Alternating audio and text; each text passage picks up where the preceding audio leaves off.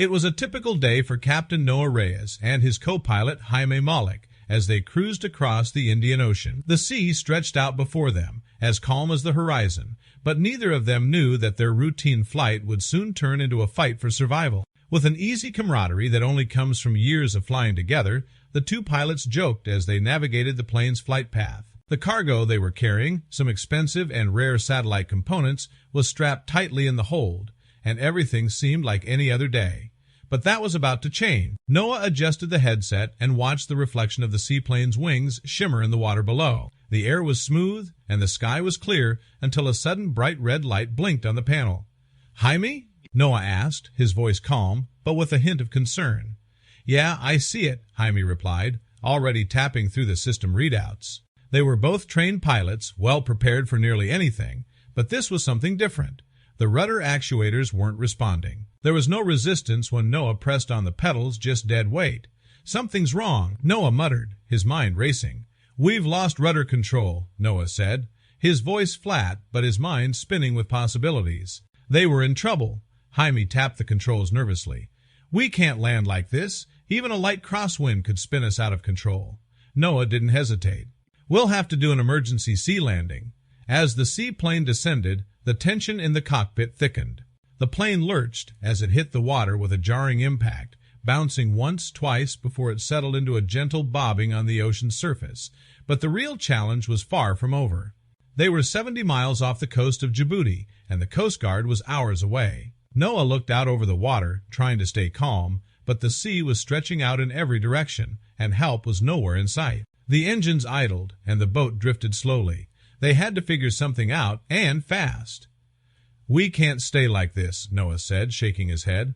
"We need to move." Jaime, scanning the GPS, murmured, "We're too far out. The Coast Guard's ETA is over 3 hours. But Noah wasn't ready to just wait. "We can still try something. Let's see if we can nudge the Prestons, rudder free, and get closer to shipping lanes."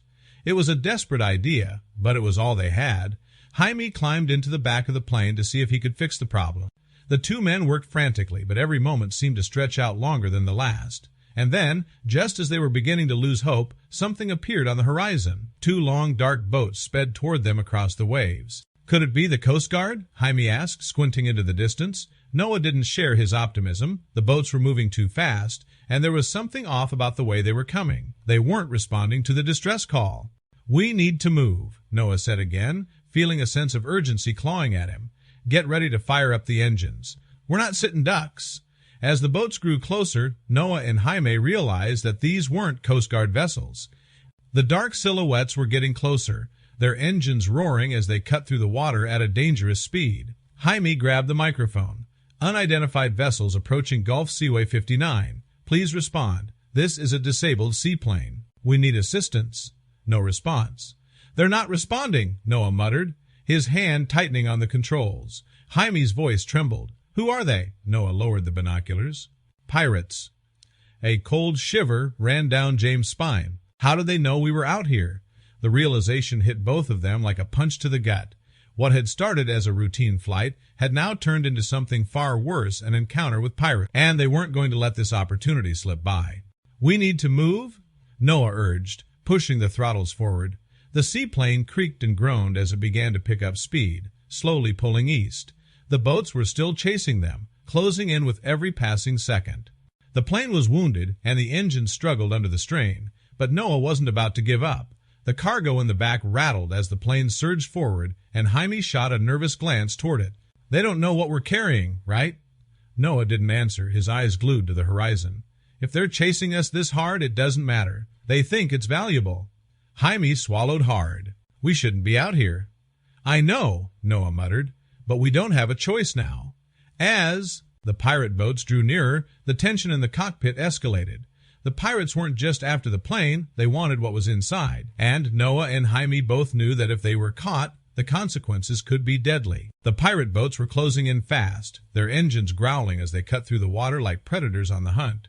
Noah and Jaime were running out of time. With every passing second, the two men knew they had to make a decision. Either they'd escape, or they'd face whatever the pirates had planned for them. The seaplane struggled under the pressure of the waves, but it was still moving forward, slowly but steadily. Noah kept his eyes fixed on the horizon, and Jaime stared at the rearview mirror.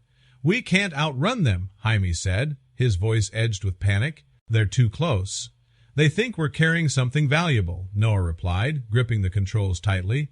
"That's the only reason they'd be after us this hard. We have to hold out until the Coast Guard arrives." The pirate boats were nearly upon them now. They could see the figures in the boats, masked and armed, and the tension in the air was palpable. Every moment felt like an eternity. Jaime glanced nervously at the rear hatch, where the crates were still shifting. "What if they get inside?" "They won't," Noah said, but his voice was filled with doubt. "We just have to keep moving." The pirates were closing the gap, and the sound of their engines echoed ominously in the distance. Jaime's mind raced, trying to think of a way out. But as the boats drew closer, there was no escape. The pirates were closing in, and the seaplane was limping forward, its engines sputtering. Just then, a loud knock came from the outside, followed by a scraping sound. One of the pirates was trying to open the side door. Jaime's heart skipped a beat. "They're trying to get in!" Noah cursed under his breath. "We need to block the door, now!" Jaime scrambled to move the crates, pushing them against the door with all his strength. The plane shuddered with every movement, but the door held. For now, the pirates were relentless, though, and with every passing moment they grew bolder. The sound of their knocking and banging grew louder, more desperate. Noah's grip on the controls tightened as the seaplane creaked under the strain. "Keep moving, Jaime," he urged. "We need to make it to the Coast Guard. They're our only hope." Jaime nodded, but his face was pale. "We're not going to make it," he said, his voice trembling. But Noah didn't give up. He pushed the throttles forward, trying to coax more speed out of the damaged plane. They could see the pirate boats right behind them now, their silhouettes casting long shadows on the water. The tension was unbearable. Just when it seemed like the pirates were going to board the plane, a distant sound cut through the air, the unmistakable wail of a siren. "The Coast Guard!" Jaime shouted. Noah's heart skipped a beat. "They're here!" The pirate boats, realizing that they were about to be caught, began to break away, their engines roaring as they turned to flee. The Coast Guard boats arrived just in time, surrounding the pirates and forcing them to surrender. The pirates tried to fight back, but they were outmatched and outnumbered. In minutes, the Coast Guard had secured the area. Noah and Jaime could hardly believe it. They had made it. The pirates were taken into custody, and the crates, still undisturbed, were safely secured. The two pilots exhaled in relief, their bodies sagging with exhaustion. But as they were escorted back to the Coast Guard's boat, Noah and Jaime couldn't shake the feeling that there was something more to this story, something they hadn't yet uncovered. They had survived the encounter with the pirates, but the question remained, what exactly were they transporting, and why had the pirates been so desperate to get their hands on it?